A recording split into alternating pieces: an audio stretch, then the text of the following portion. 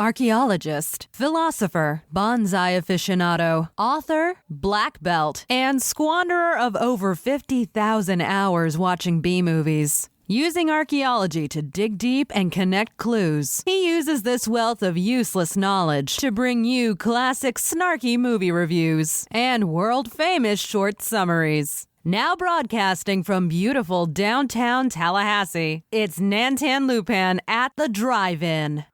Today I'm continuing on the Patrick Knowles line that I first picked up in Chisholm, 1970. Today's film is Band of Angels, 1967.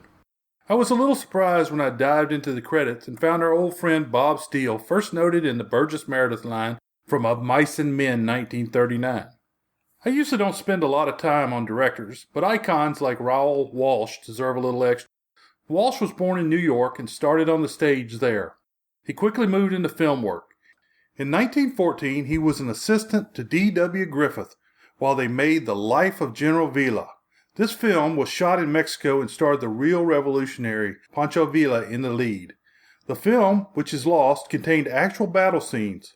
A 2003 movie titled, and starring Pancho Villa, as himself recreates the film process and is worth a watch. Walsh played John Wilkes Booth in D.W. Griffith's The Birth of Nation, 1915. Walsh jumped between acting and directing, and some of his films include The Thief of Baghdad, 1924. Walsh was hired to direct and star in Old Arizona as a Cisco Kid. However, a jackrabbit jumped through his windshield and blinded him in one eye. He wore an eye patch for the rest of his life. He never acted again. During the Big Trail 1930, a wagon train western, Walsh met a prop boy, Marion Morrison, and renamed him John Wayne after Revolutionary War General Mad Anthony Wayne, since Walsh was reading a book about Wayne at the time. For the next 3 decades, Walsh directed such films as The Roaring Twenties, 1939, featuring James Cagney and Humphrey Bogart, Dark Command, 1940, with John Wayne and Roy Rogers, They Drive by Night, 1940, with George Raft, Ann Sheridan, Ida Lapina, and Bogart, High Sierra, 1941, with Lapina and Bogart again. They Died with Their Boots On, 1941, with Errol Flynn as Custer, and White Heat, 1949, with Cagney. Walsh retired in 1964. The male lead in today's film was played by Clark Gable as Hamish Bond. While best known as Rhett Butler from Gone with the Wind, 1939, Gable performed in many great roles. The movie that made him a big star was Red Dust, 1932, where he made love to a braless Jean Harlow. For refusing a film assignment, he was loaned out to Columbia Pictures, where he made It Happened One Night. This film was directed by Frank Capra, and Gable won an Oscar. He played Fletcher Christian in Mutiny on the Bounty, 1935. After his wife Carol Lombard died in a plane crash, Gable joined the Army Air Corps and actually flew combat missions over Europe. Warren G. Harris, 2002, said Hitler offered a huge reward for anyone that brings Gable to him alive. In 1948, he played the role of an Army Air Corps general in Command Decision, 1948, and did a fine job. He played a Navy sub-commander in Run Silent, Run Deep, 1958, where he was paired with Burt Lancaster. Late in his life, he made The Misfits, 1961, which was his and Marilyn Monroe's last film. It's a great but sad tale. Yvonne De Carlo played the role of Amantha Starr. Yvonne De Carlo was a Canadian actress that is best known for her unusual television role of Lily Munster in the 1964 runaway TV show The Munsters. In this role, she played a mother vampire married to a bumbling Frankenstein with a human niece and a werewolf son. Naturally, they had a live-in vampire grandpa for laughs. Now I know that this is a movie podcast, but there are a few connections that I have to make to close some loops. The werewolf's son, Eddie, showed some signs of being part vampire, such as sleeping in a drawer, having a widow's peak, and hanging upside down. He was often seen with his werewolf doll named Woof Woof, which looked an awful lot like Lon Chaney Jr.'s character, Larry Talbot from The Wolfman, 1941. Until 1940, Yvonne appeared in 3 unbilled parts in short films. Finally, she got a part in a feature. Her big break came with Salome Where She Danced, 1945. She had a pretty good run of films through the 50s, when she got the role of Zipporah, Moses' wife in the Ten Commandments, 1956. Sidney Poitier played the role of Raru. He was an educated slave with complete freedom to run Hamish Bond's plantation, but not the freedom for which he longed.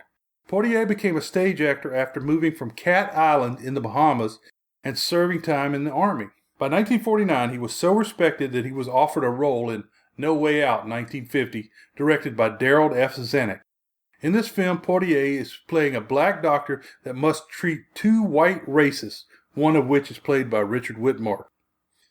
This was the first of the roles he played that showed the conflict between the races. In The Defiant Ones, 1958, he played an escaped convict shackled to a white prisoner.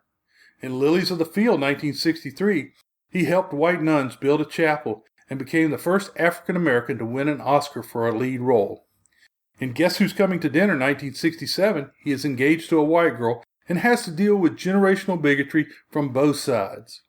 In To Sir With Love, 1967, he plays a teacher of inner-city London kids with racial and cultural differences. Patrick Knowles played the role of Charles du Marnet, the plantation neighbor of Hamish Bond. Knowles had 127 credits from 1932 to 73. Knowles was cast as Frank Andrews in The Wolfman, 1941, and helped track and kill the Wolfman. Knowles played the role of Will Scarlet in The Adventures of Robin Hood, 1938, and The Unrequited Love in Auntie Mame, 1958. Rosalind Russell is fabulous in this movie and takes you on an emotional roller coaster while making you laugh at the same time. Re-joke, but whatever you do, don't watch the 1974 Mame starring Lucille Ball and B. Arthur. Remember that once time is lost, you can never get it back. There are two uncredited parts that I want to touch on. The first is a Union private played by our old friend Bob Steele. The second, a flower vendor with the great name of Madame Sultiwan. She was quite an interesting person. Madame was the daughter of a freed slave. She began working bit parts during the silent era and was in Birth of a Nation, 1915, with Raoul Walsh. Her career lasted over 5 decades, and she is a member of the Black Filmmakers Hall of Fame. Sultiwan was the first African American to sign a film contract and be a featured performer. Lillian Gish stated, "We never did discover the origin of her name. No one was bold enough to ask." Story. This movie begins with some slaves being chased by hounds. When they are brought back to the plantation, the owner refuses to whip them. He simply states that they are new and wouldn't have run away if they knew how things were around here.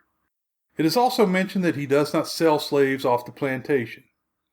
This is a trick to make you think he's a good guy, like in Godfather 1972, where the Don bribes cops and politicians, murders people, robs people, and sells illegal whiskey. But he's a good guy because he refuses to sell heroin. As the runaways are brought in, young Amantha Starr is wondering why her mother's grave is not with the other members of the family. Her dad said he wanted her to be close to the house.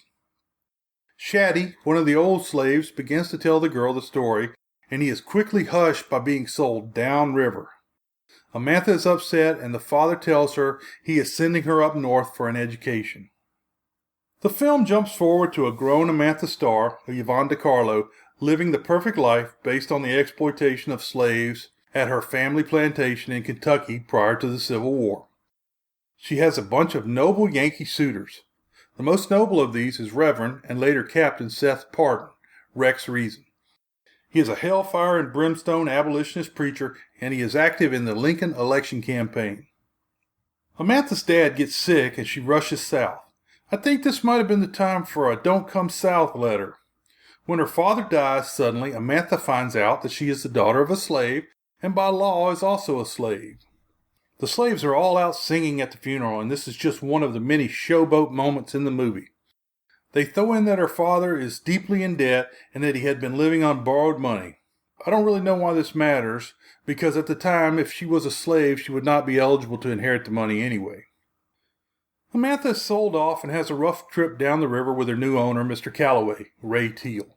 She ends up in the slave market in New Orleans, when a cheapjack who should be looking for Gallatin Street tries to undress her. An off-camera voice makes an outrageously high bid. This is the first time Hamish Bond, Clark Gable, shows up in the film. It's a pretty powerful bit, and it's almost 27 minutes into the movie. Hamish takes her back to the house, and she meets the house mistress and Hamish's former lover, Michelle, played by Carol Drake. Michelle is French, so it is assumed that she is a Creole slave. She also meets the highly educated slave Raru, played by Sidney Poitier. Raru runs the plantation and speaks for Hamish when he is not present. Later we find out that Raru hates Hamish for his kindness and feels it is the worst kind of bondage. One stormy night, an old friend, Sea Captain Canavan, shows up, and they talk about the old days at sea. Hamish tells the cook to make a turkey and stuff it with rabbit, and the captain says throw in a few steaks as well. I think they invented the turducken in this movie. Raru has to sing a sea shanty, that's a tongue twister, as he was at sea also. They all leave, and Hamish goes up to shut the windows in Amantha's room. Hamish tells Amantha that he has a past, and then they get all kissy-face for the first time. Did the storm show the coming war, or did shutting the windows mean only Hamish could protect Amantha? Michelle gives Amantha a ticket north, but Raru stops her from boarding. Hamish gets passage for the two on a riverboat to his plantation, but tells Amantha her ticket goes all the way north. She gets off at the plantation and decides to stay on. The slaves meet them at the boat, and it's another showboat moment, with the song leader high-stepping all the way to the house. Hamish's sleazy plantation neighbor, Charles du Marnay, played by Patrick Knowles, comes to ask for help with his slaves because they are acting up as a result of the coming war. Hamish tells him the problem is that he has been too free with the whip and will not speak for him because he doesn't trust Charles to follow through on his word. In reference to his neighbor, Hamish says he always believed it was better to be a man than a gentleman. Good quote. So naturally, Charles wants to date Amantha so he can hurt Hamish. Wanting to prove that she really is free, Hamish goes away for a time. Charles and Amantha begin dating, and it goes okay for a little while. After some time, Charles gets all rapey with Amantha, and Raru steps in to help. Raru whips Charles and knocks him out. This makes Raru a criminal for striking a white, so he has to run away. He knows the swamp well, and he gets away from the dog. At this point, the late unpleasantness has begun, the Civil War to most of you. Hamish returns to the plantation, having already heard about Raru. He goes immediately for the dueling pistols. Charles walks down the stair and gloats about getting Raru into trouble. Hamish gives a pistol to Charles, but then punk talks him until Charles slinks away like the low-down dog he is. Hamish and the other plantation owners burn the fields and storage to keep the Yankees from getting them. This makes them criminals, and Hamish prepares to leave.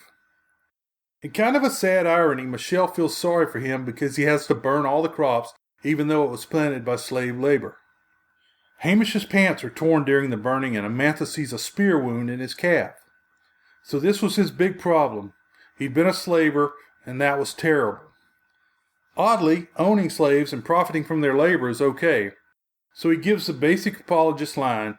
He had an African partner, slavery would have ended on its own in 100 years, and a man just lives in his time. Amantha realizes that's why he is so kind, because he was trying to atone. I never really separated owning slaves from capturing slaves. Oh, and I still don't. Hamish decides to leave Amantha, heading off to hide because she could never forgive him for what he had done. They had a little more racist slave singing, and Hamish sets the slaves free to keep them from the Yankees. He tells Michelle that the plantation belongs to Raru. The damn Yankees take New Orleans and put up a flag with way too many stars. I don't think there were 48 stars at the time of the Civil War. Amantha goes back to New Orleans and is having a grand time living white. In real life, and in the movies, Yankee General Butler issued Order 28. It reads as follows. New Orleans, May 15, 1862.